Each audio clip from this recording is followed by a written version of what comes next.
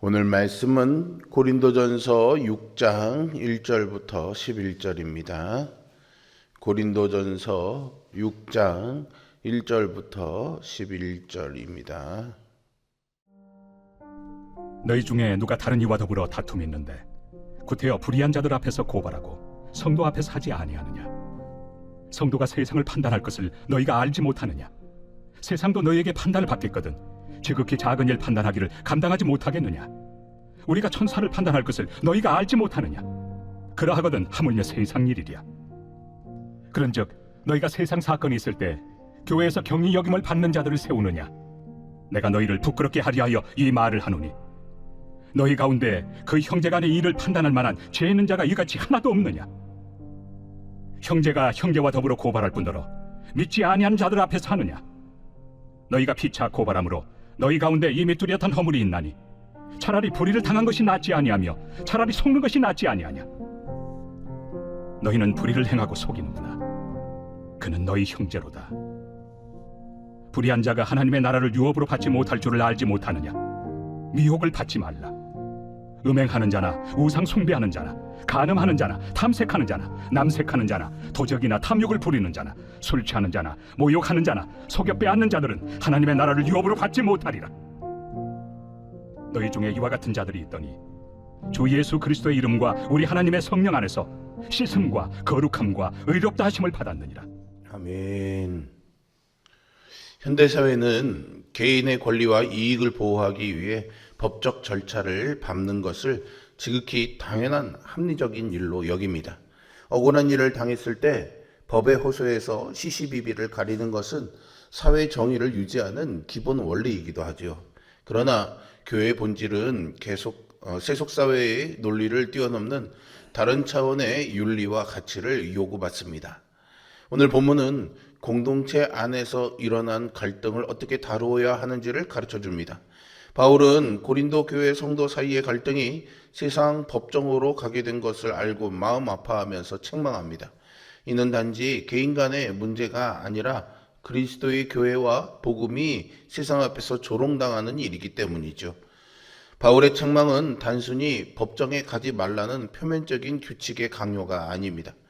이것은 성도가 누구이며 교회가 세상 속에 어떠한 권위와 정체성을 가지고 존재하는가에 대한 본질적인 교회론의 문제입니다.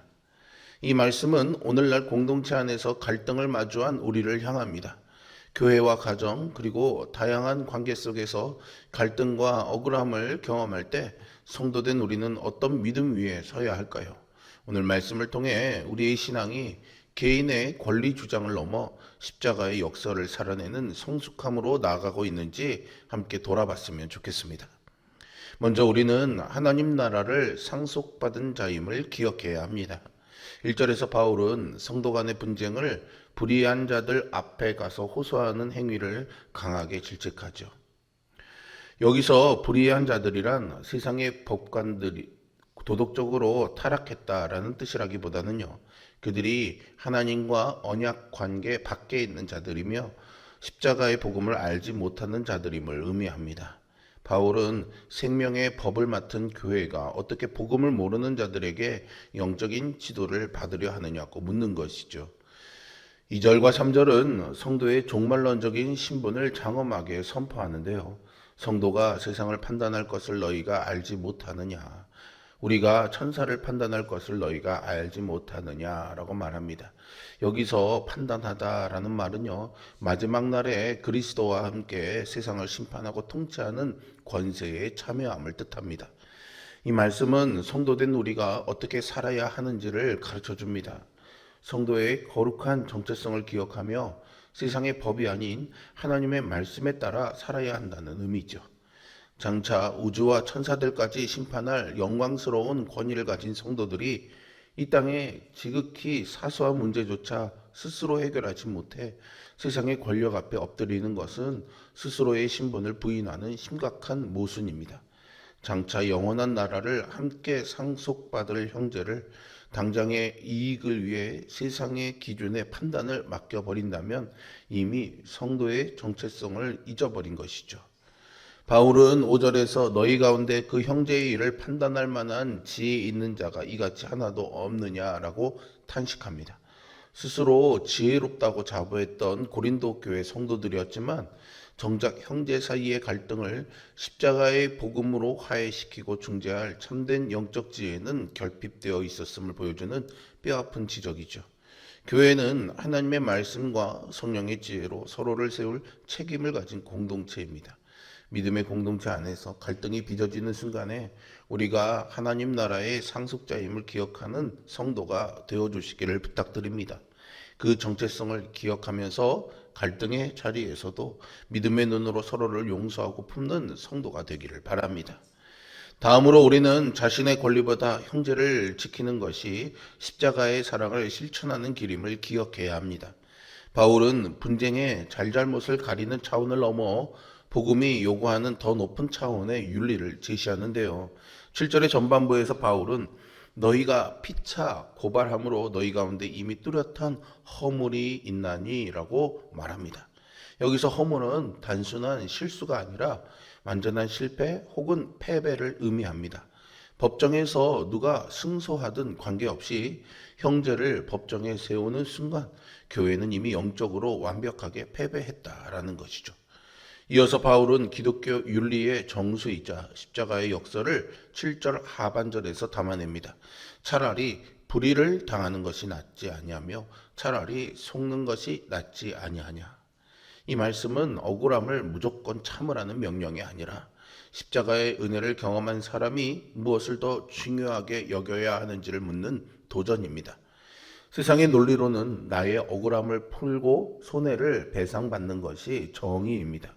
그러나 바울은 나의 권리를 포기하고 스스로 손해를 감수하는 길을 제시합니다. 이것은 나약함의 사물이 아니라 예수 그리스도께서 십자가에서 보여주신 자기 비움의 길입니다. 예수님은 우리의 죄를 따지지 않으시고 침묵으로 십자가를 지셨습니다.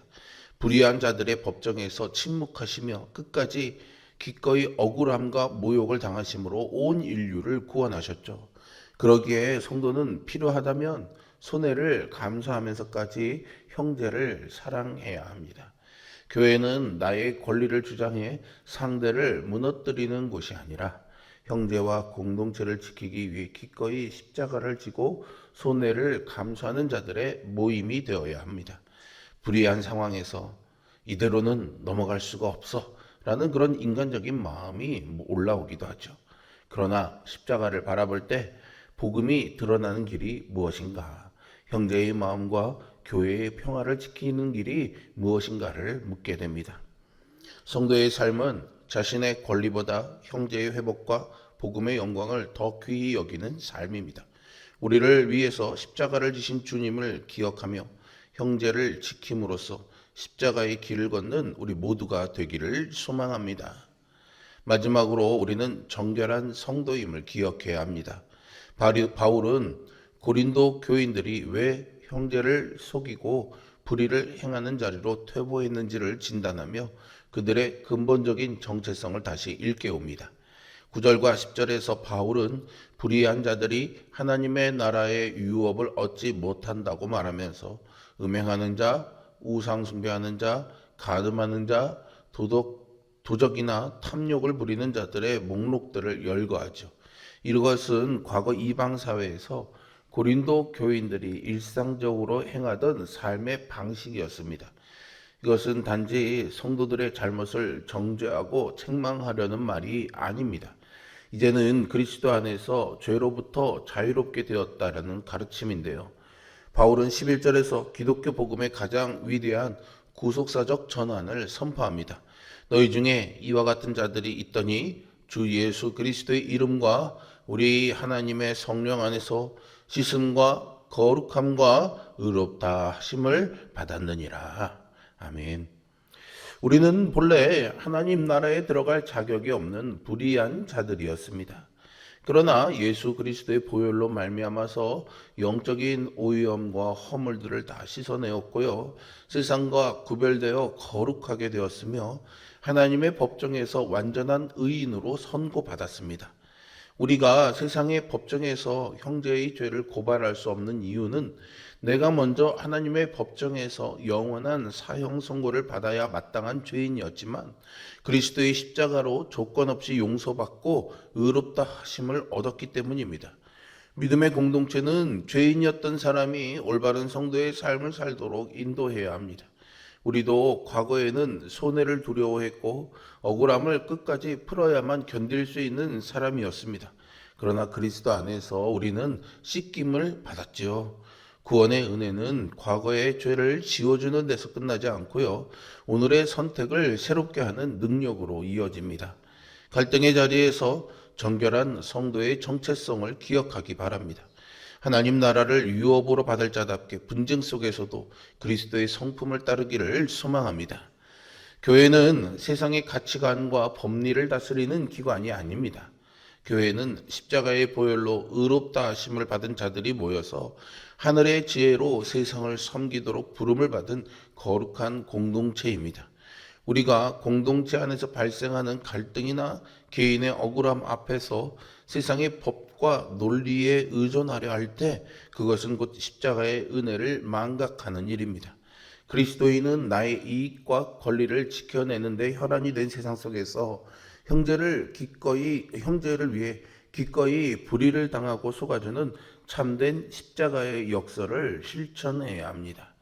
오늘 본문은 구원받은 성도가 갈등 상황에서 어떤 믿음을 지켜내야 하는지를 가르쳐 주죠. 우리는 장차 하나님의 나라를 유업으로 받을 성도입니다. 그러므로 갈등의 자리에서 주님이 걸어가신 길을 따라야 합니다. 장차 천사를 판단하고 세상을 다스릴 영광스러운 신분이 우리에게 주어졌다는 사실도 잊지 마십시오. 이제는 나의 권리를 쟁취하려는 얄팍한 이기심을 내려놓고 그리스도의 보혈로 씻음받은 거룩한 이 정체성을 기억하며 살아가시기 바랍니다. 우리의 가정과 교회, 일터에서 여전히 수많은 크고 작은 갈등의 상황들이 일어납니다. 그 가운데 어떠한 억울함과 손해 앞에서도요, 세상의 방식이 아닌 십자가의 원리로 인내하고 화해함으로 세상과 다른 선택을 통해 하나님의 나라를 드러내는 세상이 감당하지 못하는 영광스러운 교회의 본질을 지켜내는 거룩한 성도로 살아가는 우리 모두가 될 수 있기를 주님의 이름으로 축복합니다. 기도하겠습니다. 거룩하시고 살아계신 아버지 하나님, 오늘 주신 말씀을 통해 성도된 우리들이 세상에서 어떤 원리로 어떤 정체성을 지키며 살아가야 하는지를 다시금 마음에 새기게 하여 주시니 감사합니다.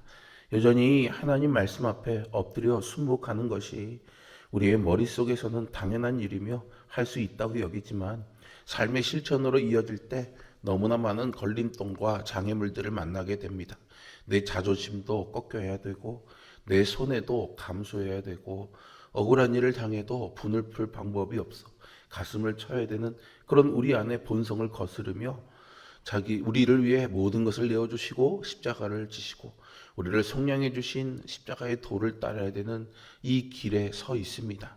주님, 우리가 이 길에서 실족하거나 돌아서지 않기를 원합니다. 성령님, 우리 안에 강력한 동기와 마음의 감동을 허락하여 주시어서 내 힘과 능력이 아니라 말씀에 순복하고 엎드리는 삶을 통해 나를 인도하시고 이끄시는 하나님의 은혜를 누리게 하여 주시옵소서. 지금 당장 내 눈앞에 보이는 작은 손해, 내 억울함, 내 자존심의 꺾임에 분노하거나 흔들리지 않도록 하여 주시고 장차 우리가 누리게 될 거룩한 신분을 기억하고 소망하면서 그 나를 바라보는 신앙으로 오늘을 살아내게 하여 주시옵소서. 예수 그리스도의 이름으로 기도합니다. 아멘.